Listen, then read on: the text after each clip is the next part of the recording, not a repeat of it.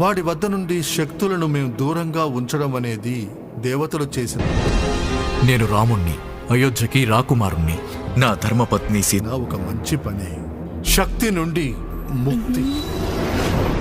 తను ఎవరో అపహరించుకొని పోయారు మా సుగ్రీవ మహారాజా. నేను వాగ్దానము చేస్తున్నాను, కానీ ఆ గురిని సరిగ్గా సారించేదెవరు? రాజకుమారి సీతను పాతాళ లోకము నుండి అయినా సరే వెతికి తీసుకువచ్చి శ్రీరాములకు అప్పగిస్తాను. ఇంకా ఆలస్యం చేసినట్టయితే నా చేతులు కాదు భుజాలే పోగొట్టుకోవలసి వచ్చేది.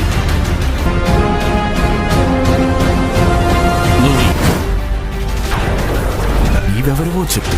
అవును మహారాజా, కానీ అతని వయసు, అతని అనుభవం అందరికన్నా తక్కువ. కానీ రణభూమిలో నేనే హనుమాన్. సాహసాలు అందరికన్నా ఎక్కువ.